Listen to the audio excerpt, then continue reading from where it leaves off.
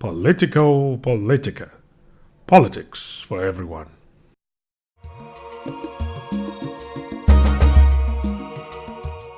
You're still tuned in to Politico Politica with me, your host, Isabella Akinseye. Before the break, we looked at our topic of the day, issues-based politics. Now, on our Politics and More segment, we hear from our guest about his political journey.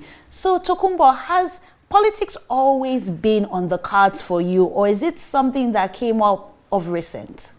Politics has always been at the back of my mind. I've always loved to contribute to the progress and development of Nigeria, but I didn't take it seriously until last year when I took the decision to run. And one of the things that spurred me to run for office is the fact that we've had different political parties holding fort at the federal level, and they never having been able to deliver the goods. We've seen a retrogression of the major indices of development in the country in terms of education, in terms of provision of clean water, in terms of health, in terms of infrastructure like electricity, in terms of roads. All of these have degenerated. You see deaths on the road. You're going from your house to work. You see piles and piles of rubbish on the road. And so this is symptomatic of a collapse of. So you say your joining politics is a response to the deplorable situation that you're seeing in the country. But why did you decide to join KOWA Party? So I joined KOWA Party because KOWA Party has a level playing field for everybody. You don't have imposition of candidates like you have in APC and PDP. Do you know this for a fact? Have you tried joining those parties? There is enough evidence. In Ogun State, for example, you see the governor going against the chairman of the party, saying that the chairman of the party all of these are, they are public knowledge that you have imposition where you don't have a democratically elected candidates for different positions. We saw it play out in Zamfara. We've seen it play out in PDP in the past. And so because of this knowledge, you feel that there is no level playing field and you will not get the chance to be able to deliver what you want to do for the people. And so my friend has a saying that if you don't buy the ticket, you can't win the lottery.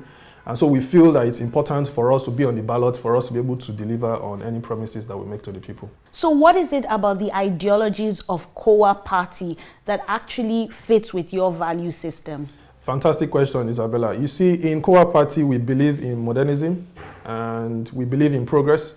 We believe in Lagos State KOWA Party. We believe one of our manifesto is for us to deliver on autonomy, local government autonomy. And so those manifestos, those principles, those policies are important for us. We believe that they will add value to Nigerians. We believe that they will add value to the quality of life of Nigerians. We believe that having a freer space will lead to job creation, which is one of the front burner policy issues in Nigeria that we need to deliver on. And it's important for us to be able to deliver these kind of goods to Nigerians.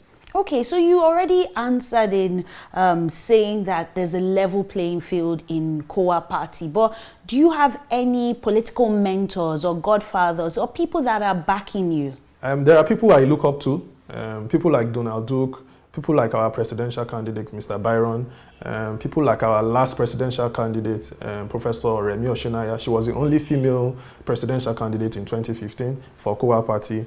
And so these are people that we look up to in terms of their character, in terms of integrity, in terms of being able to have the capacity to deliver on the promises that they've made. And one of the things that we are saying to voters in 2019 is for them to give KOWA Party a chance at the ballot. Let's show you what we are capable of doing, and I think it will be better for all of us. So these names you've mentioned, are they also godfathers? Are they putting money behind your campaign? How are you really funding everything? Politics is expensive. Funding is a challenge, like everything with life. So one of the things we've done with funding is we've had to ask our friends and former colleagues, people we went to school together, primary school, secondary school, university, master's level, people that we've worked with in the past. And you've also seen that everything is not money. We also need foot on the ground.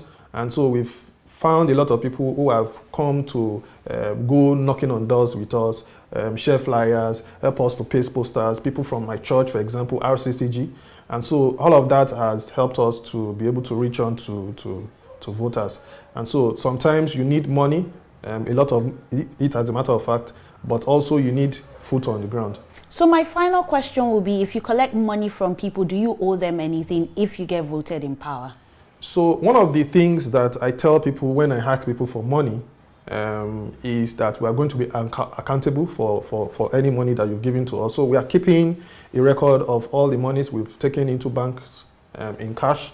And we are also having to say on a periodic basis, give you a record of how we spent this money. So we believe in accountability.